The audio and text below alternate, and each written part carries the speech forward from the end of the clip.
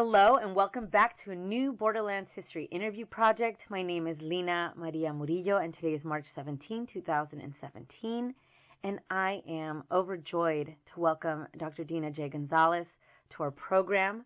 Currently, Dr. González is Associate Provost for Faculty Affairs and Professor of Chicano and Chicana Studies at Loyola Marymount University in Los Angeles, California. She earned her BA at New Mexico State University in 1974, then moved on to UC Berkeley in California to receive her MA and PhD in 1976 and 1985, respectively.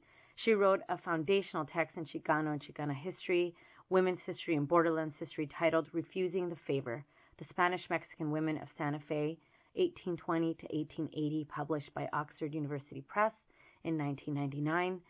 Dr. González is the editor of the Oxford Encyclopedia of Latinos and Latinas in the United States, as well as publishing countless articles, including her Gender on the Borderlands, Retextualizing the Classics, which can be found in a special issue of Frontiers, a journal of women's studies, in 2003.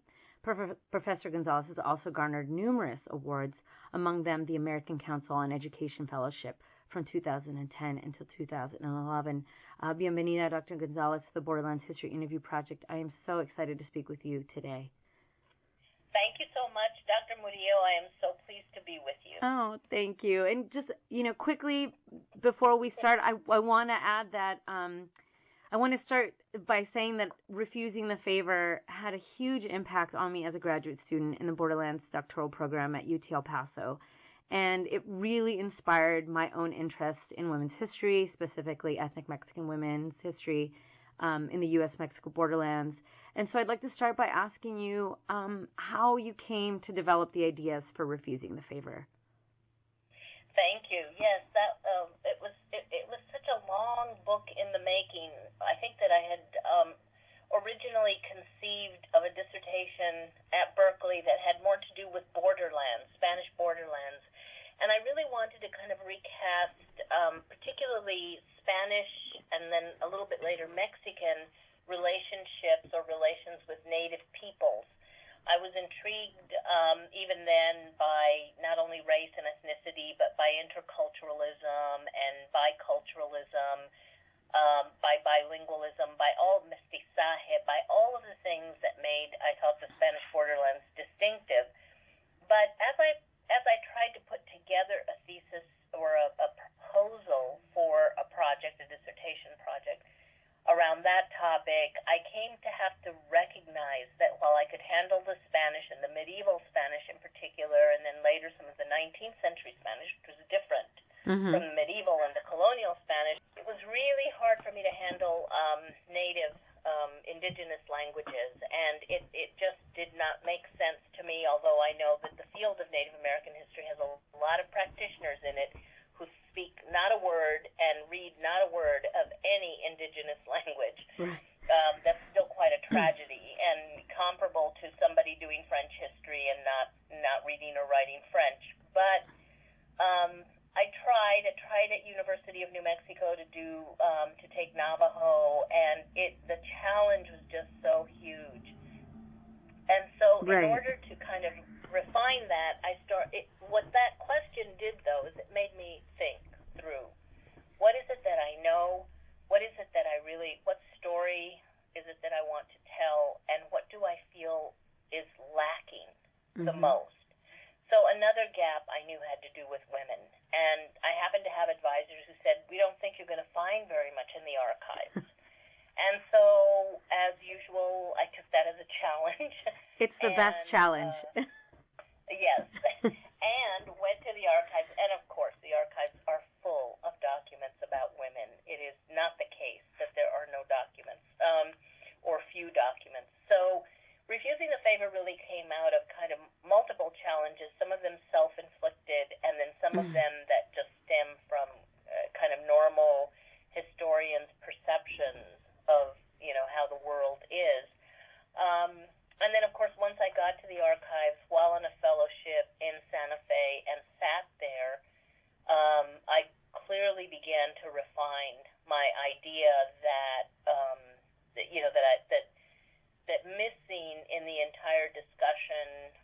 of the U.S. takeover of the Mexican North, and in the discussions of the U.S.-Mexican War, of the 1840s, that women's stories, especially Spanish-speaking women, Spanish-speaking Catholic women's stories, had been obscured. And so, to me, that as a gap just left out, and it really formed my life then from that point forward. And without a lot of money, I think my fellowship then gave me $400 a month. So I had to live in Santa Fe for 9 months or a year almost on $400 a month. Wow. That's and back in 1978 is when this was. That was doable. It was still possible. I nearly froze to death, but I was able to be in the archives day after day, and I just copied, got microfilm made, just tried to piece together absolutely everything I could find from about the late 18th century, and early 19th century, all the way up to the end of the 19th century, and that began to form the basis really of my work. And so how, now as you've seen the field grow, the focus on history of the West, but specifically the American Southwest and the border region, how do you think that focusing on the lives of women and women's history has changed our understanding of the region's history and its historiography? Right. I think that, again, the changes have been monumental from kind of the move, even in the 1960s and the early 70s, there had been, I think, important work done describing women's lives, frontier women, pioneer women, usually cast in a positive light. These were sunbonneted helpmates, and, there was a lot of discussion about the stereotypes and the archetypes. But I don't think that we were yet at the point where we really understood what role settler women played in colonization, what role they played in relationships to the Spanish-Mexican women or to Native and Indigenous women. Mm-hmm. And so I think as that interest grew, and as our whole framework for thinking about the participatory role, but also the way women shaped conquest and colonization. Mm-hmm.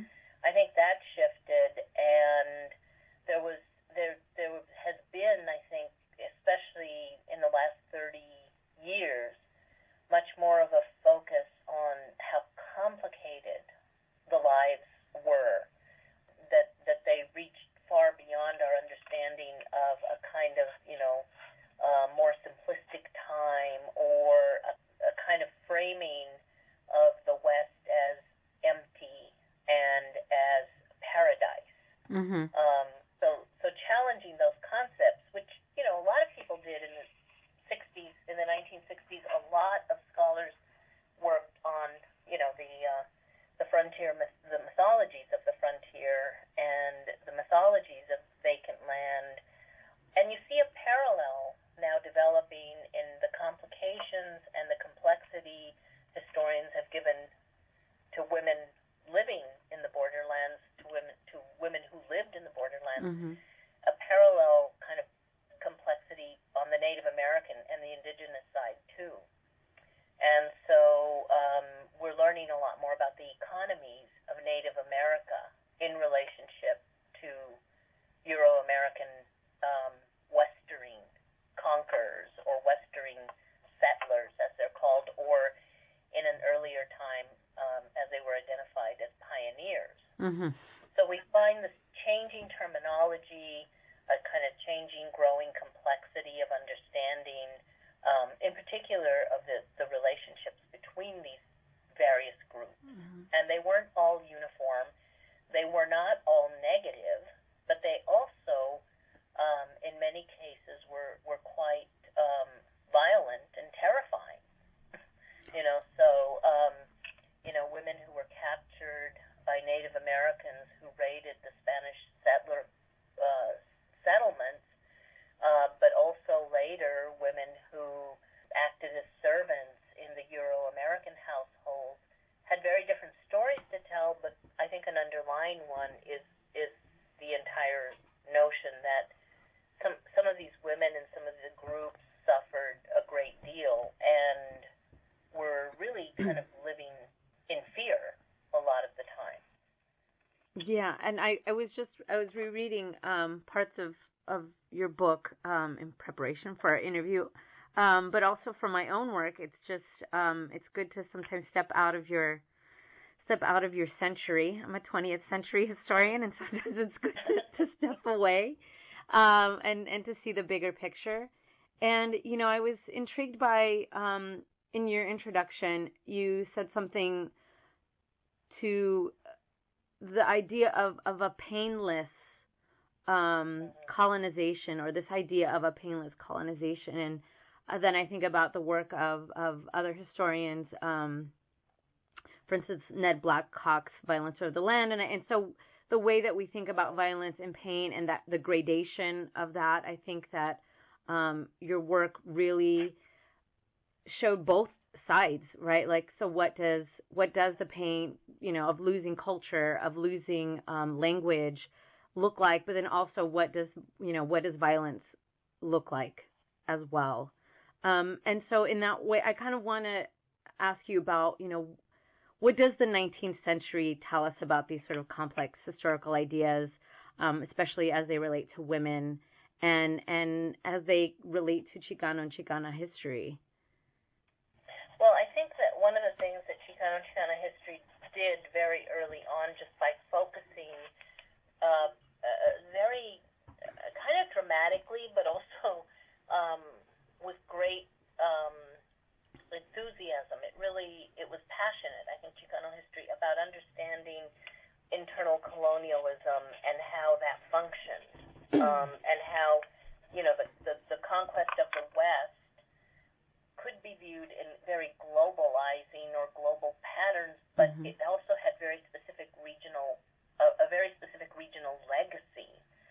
And so, for example, one of the things that always strikes me is how much on the African American history side, we and most historians and most students of history understand and lay out very clearly patterns from slavery, even though not all African Americans were enslaved, but the majority were. But from slavery to then understandings of lynching, and of how if people ran away or if people went underground, what kind of consequences they suffered. Most students of history have at least that chronology and that part of the story in their minds. On the Chicano and Chicana side and on the Mexican American side, I think that was one of the things that Chicano and Chicana historians early on grappled with, that there was not a similar understanding of conquest, colonization, and of fear based on the kind of violent past. So that, lynchings, movies like the Ballad of Gregorio Cortez, and then, of course, the ballad itself, the folklore around it that detailed how one person could be misidentified as a criminal and then suffer, certainly sent messages out, I think, to people that if they strayed, or if they came in, if they were in conflict with the institutional apparatuses of a colonial empire of the United States being implanted, in the borderlands, if they came into conflict with that, they could really suffer. I mean, not just suffer long-term as wage workers or as poorly paid servants, but they could actually be killed and murdered without much recourse. And so I think those are the kinds of things that, that have begun at least to linger, and they were, these concepts are different across time. I don't think that fear or terror or violence in the colonial period is necessarily the same as it is in the 19th century or as it would be in the 20th century. Right. I think in the 20th century, if you look at late 20th century, one of the things that farm workers were most afraid of was not even the grower or the right. in the field. Mm-hmm.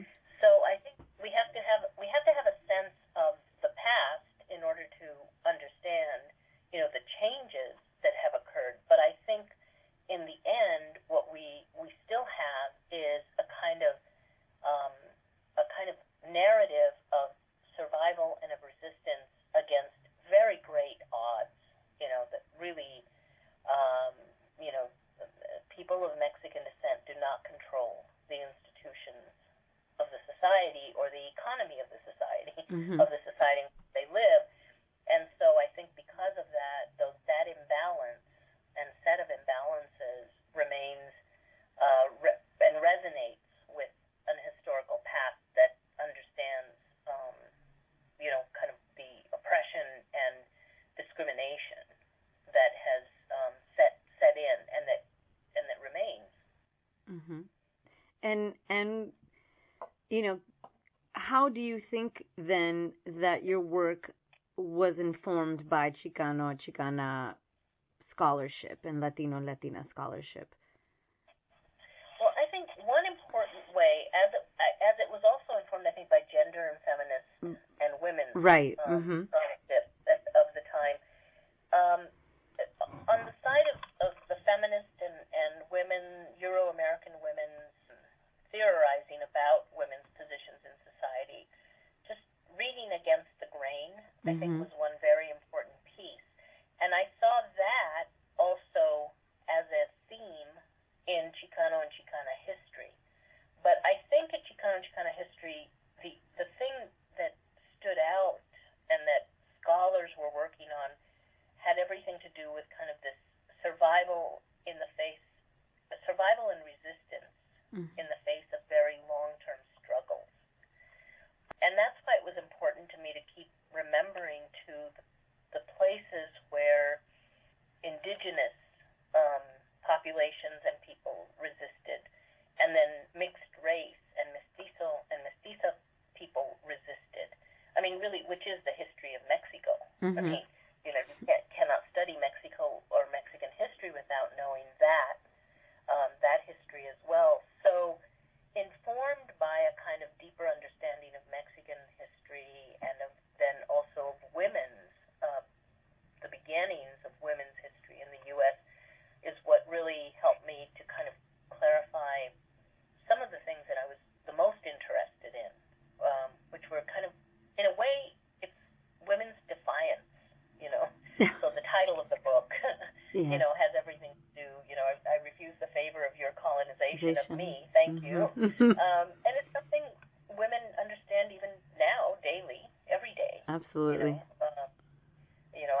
I won't conform to that, and no, just because I wear this doesn't mean you can speak to me in that way, or whatever the level of kind of communication and misunderstanding might be. I really felt that I wanted to kind of try to say something about that, and I wasn't reading it anywhere, and there are still very few 19th century historians exploring the Chicana past, and so I felt very committed to that. And so, you sort of hit on a quote that I was going to read back to you from your essay on gender in the borderlands, retextualizing the classics, where you talk about reading against the racial grain, and you say it has not been terribly popular to read against the racial grain, even in Western frontier U.S. history circles. Many texts and other efforts move towards multicultural inclusion or diversity training. To incorporate race or to address racism, however, is not the same as reading against the grain. Including race or culture or ethnicity simply means that an effort has been expended in the direction of a contribution, but the effort is not a fundamental reassessment of the old order of things. And so I wanted to ask you, how can reading against the grain and writing critically about people of color and women in the borderlands, how do some of us, who are interested in subverting the old order of things, how do we go about reading against the grain? I think, one of the things, I think at that point I was so involved in reading, I'd been reading some of the history of apartheid and certainly, some of the African writers like Cheve and others like that, along with Paulo Freire, of course, and the kind of liberation theologians who were trying to make sense of what was happening in Central America. But I think, that order of things and kind of one way, I think the only way that I found to be able to think about those things and do them was to get my hands on the primary documents and to really get into the archives and then try to understand from kind of the inside out versus outside in a perspective. And so, reading a lot of fiction helps. I would recommend that because I think you get ideas from people's imaginations. Imagining a different world helps. But I think in the end, there is no substitute for really getting your hands on what people were trying to leave behind, the legacy, but also the ideas. And for me, that meant that if I wanted to really kind of invert the hierarchy, which the hierarchy was me, the historian with funded, going to sit in an archive that is basically the province of wealthy people, right? Right. I mean, who has time to do that? So sitting there and spending hours and hours. And as I did more and more of that, I kept thinking, I don't want to write a biography. The last thing we need is one more biography of, say, Latules or of any one of the figures, that stood out as a prominent figure. But what I do feel obligated to do is to kind of find out, get more information, and then see if I can't piece that together in a whole kind of different way of telling the story. And so eventually that's what kind of led me to really want to do and stay with the research and not just kind of read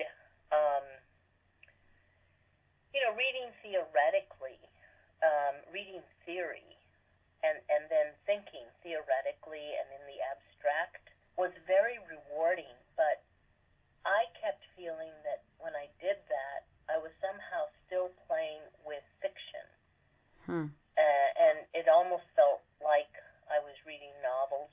When I'm in the archives and I'm actually reading the documents and transcribing them,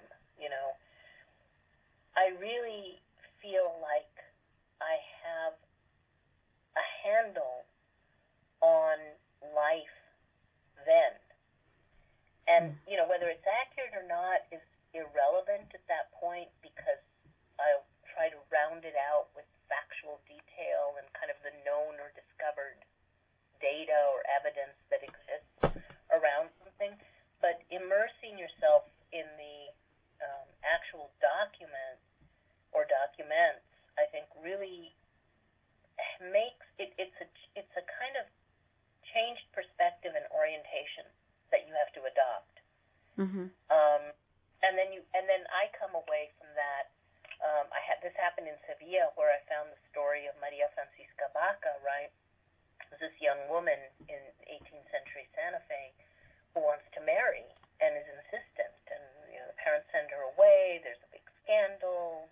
The young man follows her, and he's described as a kind of mixed race young man, so her wealthy family, I guess, is not too happy. Anyway, the story that develops and that makes its way eventually to the church repository and to the archives in Durango, and that necessitates the bishop and the archbishop ruling on, the effort, the attempt to marry, and so on. It really, for me, was critical to kind of try to understand that story from her perspective as a youngish girl, being sort of incarcerated or being sequestered, And the more I found out about her, I hadn't read then that there was a little short story by Fray Angelico Chavez on her,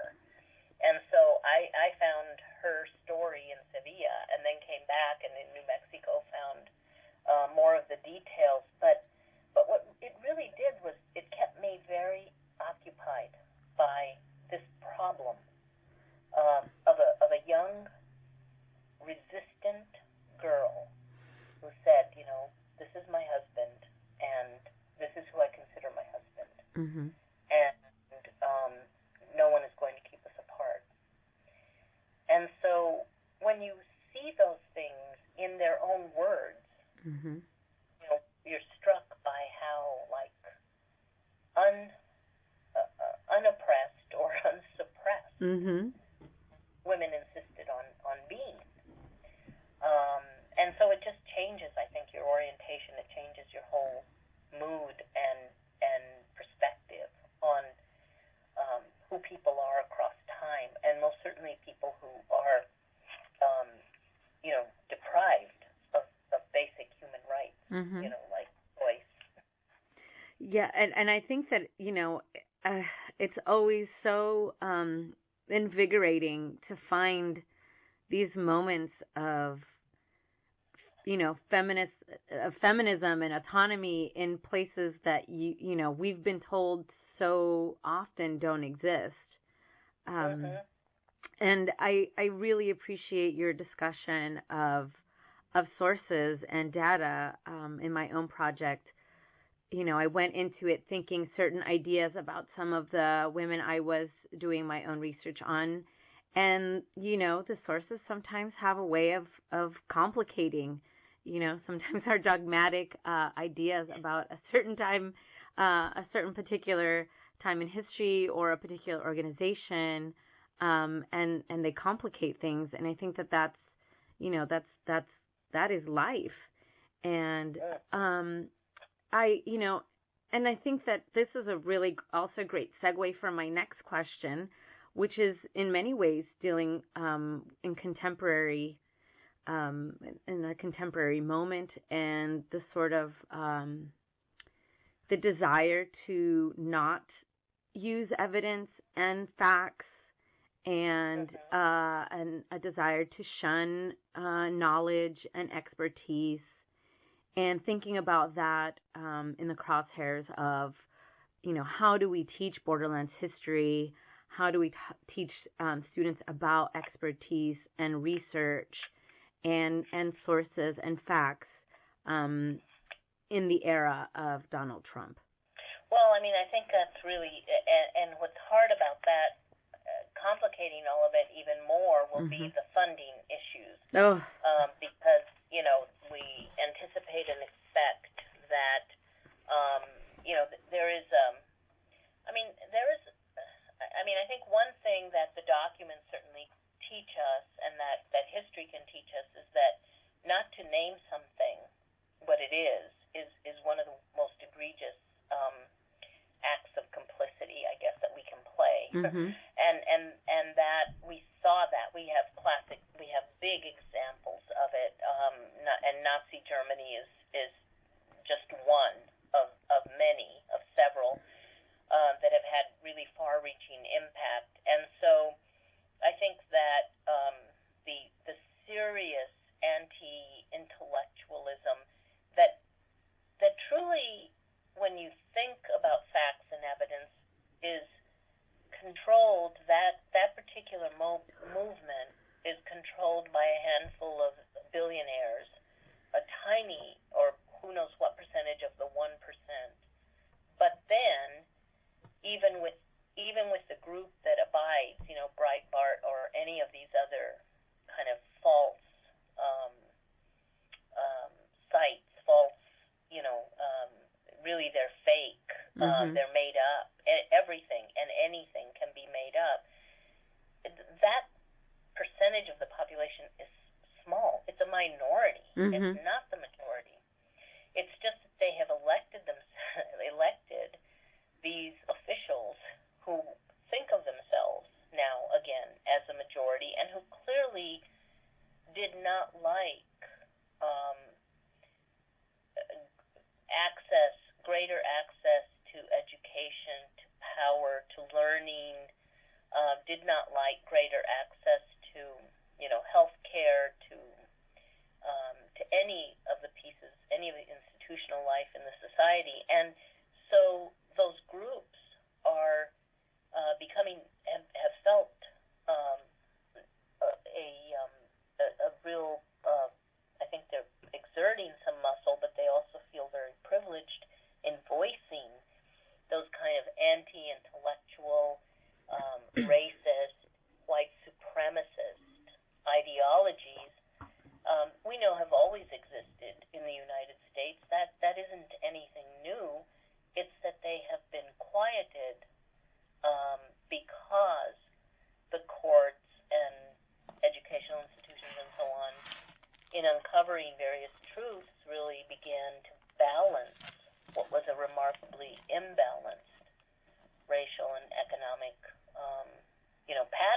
Mhm. across time. And so in that balancing now, that balancing act that we had for a moment, with the passage of the Civil Rights Act and so on, and certainly in California with the passage of lots of pieces of legislation that argued or that made it clear that living wage was important or is important, and so on. There's a backlash, Mhm. and it's stunning to me because the backlash comes from basically uneducated, informally educated, non-college degreed, mostly white, poor working class people who honestly believe that that these billionaires are going to, quote, save them, are going to retrain them, Mhm. are going to suddenly make coal manufacturing, coal mines uh, work again. Mhm. And it's just really horrifying, the level of exploitation, I think. And the outcry is coming from people, who believe that they refuse to be exploited and they refuse to follow along with that same logic. So I think, we're headed in a direction that could be really, really not only dangerous, but again very, very violent. Because each of those sides, I think, is very now wedded to a kind of developed notion of what the world should look like. Mhm. And, it's not a work in progress. It's considered a kind of done deal. And that makes it even more problematic. I don't think it's a question of balancing out and listening to the other side. I think people in the United States have listened to the other side for hundreds of years. Mhm.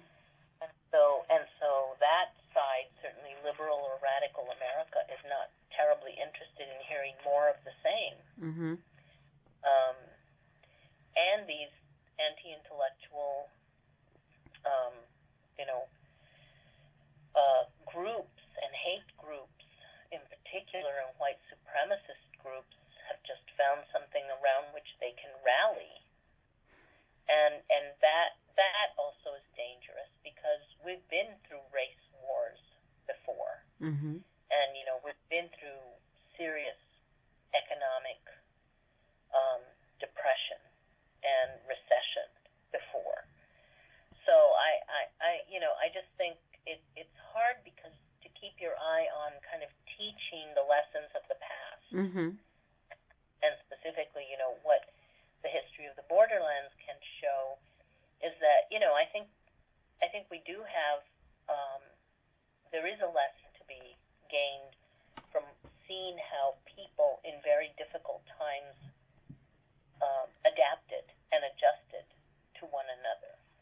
But I also think that in teaching, we have to talk a lot about at what expense, what was the price that people paid for that. Mhm. And that's a really difficult issue. You look at the case of Native America. I mean, coming around now full force with the casinos. Many Native American novelists and writers say, we think this is our just reward, and we think that we're going to have the last laugh. Mhm. Well, maybe so. If the casinos fall too much into one hand or hands, we'll see what regulations, come. And again, we've seen that Native Americans, Native peoples had the land, and that got taken away. Mhm. So I'm not sure that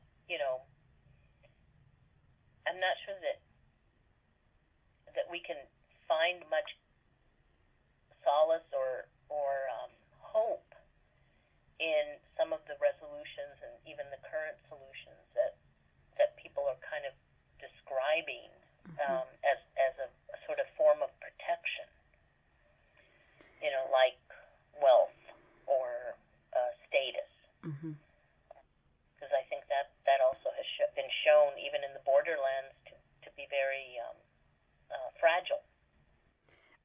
absolutely. And I think that your earlier comment about,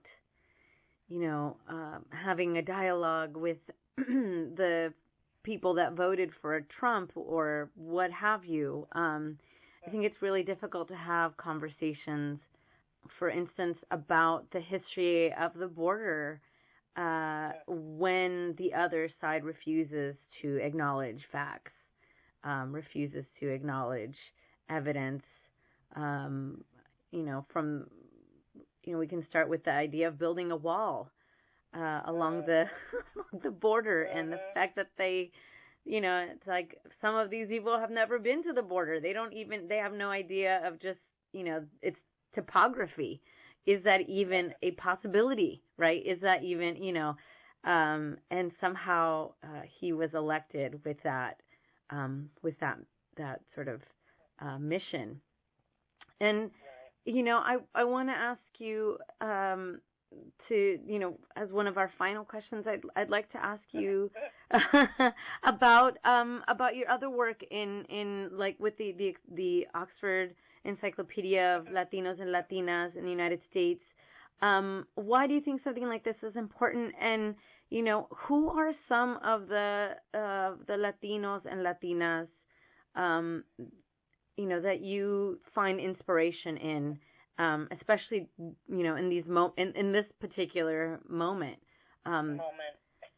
Yeah, I've been going back to a lot of the work of the 1980s and the stuff that we did, during the Central American crisis, because that was such an important moment when so many things crystallized.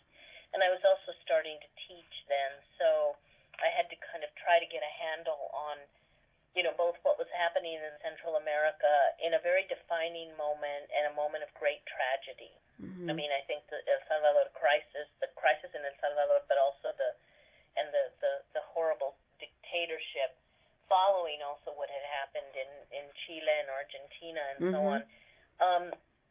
So the work, on the Encyclopedia of Latinos and Latinas in 2005 that was published by Oxford and was their first kind of effort to put out there a major kind of comprehensive work. And then it was followed, in 2015 we put out the Encyclopedia of Latinos and Latinas, but that one focused on politics, contemporary social movements. And the two of those efforts, I think, really were designed to kind of answer, especially on the East Coast, the question about who are all these Latinos and Latinas that now have appeared, in Florida and New York and Pennsylvania and parts of the South, and in the Midwest. Where did they come from? And the understandings were incredibly limited, right? Even among population like New Yorkers who have certainly seen Puerto Ricans among them for decades, and for nearly 100 years. And then we're witnessing the influx of Dominicans and so on. So there was a real need to kind of pull together a lot of the information, knowing that there's so much distinctiveness between and among all the populations that call themselves Latinos and Latinas. There's a representation of religions, of races, and ethnicities among Latinos and Latinas. And then there's also one big important piece, which for me I think was the most important piece. And that was that the majority population of people who are from Latin America or who would identify themselves as Latino or Latina are Mexican. And they tend to be Mexicans, the most invisible population. So I wanted to be sure that in the effort to create a kind of overview that we did not neglect Mexicans, Chicanos, and Chicanas. And it's easy to do that because if you only think of, people in from the point of view of their immigration status or their recent migration to the United States, then you can neglect the fact that, in the borderlands, that, quote, migration took place many hundreds of years ago. Right. And by all rights, those descendants are more American than any American anywhere else in the contemporary United States. And it became not a battle at all, but it became a really important guidepost for me to participate in that and to hear, kind of the level of discussion and familiarity, or even the lack of familiarity, based on all our different points of origin. Mm-hmm.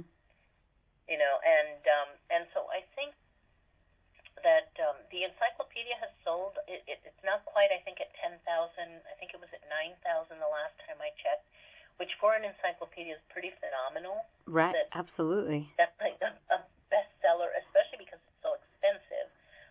The good thing is that we're in the libraries, and so we get we get information about every hit that once a library subscribes to the Oxford Reference section, they get to access, all of that, all of the encyclopedias.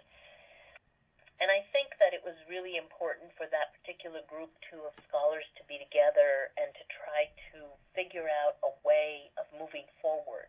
There is now a Latino Studies Association that's different from the Latin American Studies Association, mm-hmm. which many of the Latino Studies Association people used to attend. But Latino Studies meaning, really Latinos in the U.S. There is not yet a PhD program. I think there's one effort to create a PhD program in Latino Studies. The 3 PhD programs have been in Chicano and Chicana Studies. And so, there are, I think, tensions, there's debate, there's pretty healthy debate, and there is no real sense yet, I think, of any one kind of practice or method or way of doing things to create a kind of body of knowledge or of information. But I think, we have to be present, and that to me was the key point. And we have to ensure equity in terms of gender, in terms of race and ethnicity, in terms of the types of perspectives presented. Sexuality and sexual orientation are absolutely critical mm-hmm. now to everything we do.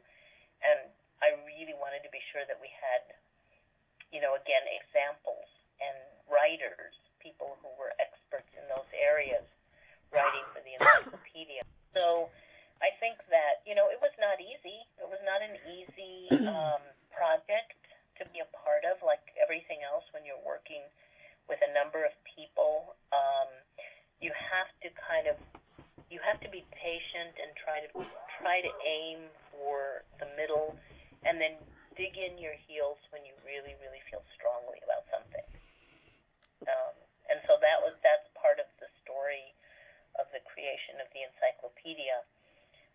I think also that you have to have a person who is almost like, I don't know if that's really the role of it, of what a general does, or a captain or a matriarch or something like that. But you have to have that one person, and that was what Susanna Obler really provided, because she was insistent that it would get done and that it would all the way to the end, that the project would complete. And it's hard because, we all have our own individual lives, and many of us have a lot of other projects and so on. And so I think it was kind of the right moment for such a thing to be done. I don't know that it could be done again. I mean, maybe another team could come together with someone with that vision, but more often than not, what I hear are teams come together with these great projects and ideas and then kind of fall apart. And yeah, I can't imagine doing that level of collaborative work at this stage in my career, to balance all of the sort of work demands and then to write this, to write an encyclopedia. And so we've talked about your past projects, and I'd like to end on your new projects. I want to hear briefly about what you've got in store for us in the future. New projects, it's like as an administrator, it's like, oh my gosh, when am I ever going to finish this? I have one essay on women, conquest, and imperialism for an anthology or a collected works, another one of these handbooks that Oxford is doing and that Lisa Masterson and Ellen O'Connor are co-editors of. And so I'm writing the piece on the borderlands and the role of women in conquest and imperialism, and it is just kicking my rear end to no end, because in the 5 years as an administrator, I have done very little reading that I would say is adequate to the task. When I read quickly, I read pieces here and there, and so I don't feel like I'm immersed, and I'm also not teaching very much. So the kinds of courses I'm teaching also don't lend themselves to that kind of healthy scholarship mind or habit. And I think that's one lesson. That's a big part of it. But I'll get that essay done, and it should be out in that handbook. And then let's see, the National Park Service did an LGBTQ the Latino themed study. So one of my essays, co-edited with Eli Hernandez, went into that on Latino and Latina sexuality, and we had a lot of fun with it because we had to be very picky and choosy about what examples we would pull forward, but we really tried to make an effort to introduce really non-scholarly audiences, because that's who would read this, and there've been like 1 million hits. Wow. So the Latino theme study is on the National Park Service website, and it's accessed all the time. So that was kind of a fun thing to do, because I hadn't done anything quite that popular, I guess is what the word is. So that was one thing, and then I'm continuing with the work on these women's wills, this book of women's wills, and they are 79 documents, testimonies that have been scanned. They have been transcribed into the Spanish, the original Spanish, and they have been translated now into English. And I've been on that project probably for well over a decade. I go back to it any hour I have. I'll go in and I'll try to write something about it. I have a grad assistant who's been working very faithfully all year long in trying to do the spacing and the fonts and the making sure everything is page numbers and so on. But it's over 1,000 pages. Wow. Because that's how, and it would be the largest collection of primary documents of Spanish Mexican women in their own words collected up. The question is where and how to publish that, because it seems to me it lends itself to an online kind of site, and publisher.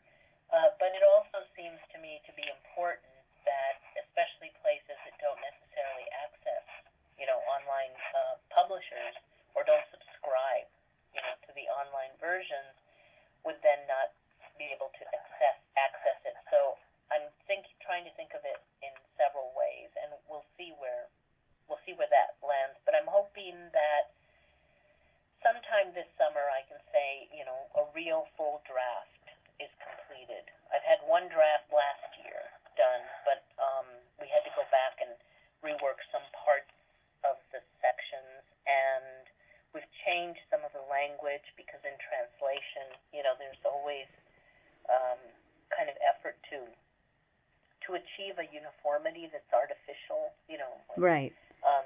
The legal language of I was married to, fui casada y velada con, and then the name of the husband. I was married to and technically speaking watched over by. Right. But in the legal language, married to and protected by. And that comes from the Roman codifications, legal codifications, and the Catholic medieval legal language. And so trying to adapt that, can be a real challenge. But it's been a really amazing project to work on. And my students are the ones who are really pushing me now because they're saying, you know that project I worked on with you about 15 years ago or 10 years ago? And I'll say, yeah, it's still going. No, and it's going to be really important as we move forward. Just the fact that we may not have funding for students to travel to some of these archives, to do this work, and the fact that you've collected this amazing anthology. I'm very excited that you did this work. Almost, you did it because you were passionate about it, of course, but given the recent budget that just came out and the cuts to NEH and to the way that that's going to trickle down to all of these different grants and fellowships and scholarships that students use and scholars use to take these trips to do research. I think the impact of this new project is going to be greater, I think, than maybe you anticipated when you first started it. But when I started, yeah, but it should be fun. I mean, finding a publisher, it's like a couple of publishers just said to me, "Are you crazy? 1,000 pages? We'd never sell that thing." And now they might. And now they just might. They might. You could sell it at that angle, saying, how many people will ever be able to access this now? Probably not that many. So I think that it's going to be wonderful. And there are a lot of students, more and more, that are much more interested in, the 19th century, the 18th and 19th century than before. I think it's coming back. So I think so, and it's amazing to me too to see how many students are doing very kind of expansive. Mm-hmm. I mean, they're familiar with historical methods and methodology. They might not necessarily be getting degrees in history, but they're getting degrees in ethnic studies or some other area, and they're interested in teaching this stuff. So I think I don't think we're going to see a drying up of the pipeline necessarily. It may not be a huge leap forward. Mm-hmm. In terms of numbers, but I think the interest is there, and demographically, it's just going to happen. Absolutely. Everyone doesn't get deported, and I don't think everyone can be deported. No. So that's another saving feature. They'll have to take us kicking and screaming. Yeah. Well, I want to thank you, Dr. González, again for joining me on the Borderlands History Interview Project. I can't tell you how wonderful it was to get your insights on the history of race and gender, and to talk about sources and knowledge and the production of knowledge, and to hear your trajectory, which is really amazing. To be able to focus on the projects in the way that you have, I think for scholars like myself, it really gives us an idea of what it means to be really committed and passionate about the history and the research that we do. And I want to thank my Borderlands History Interview Project audience for listening. And again, remember to like us on Facebook, follow us on Twitter, also follow us on our new YouTube channel, and we'll see everyone again soon. Thank you again, Dr. González. Thank you. Thank Much you. appreciated. Of course.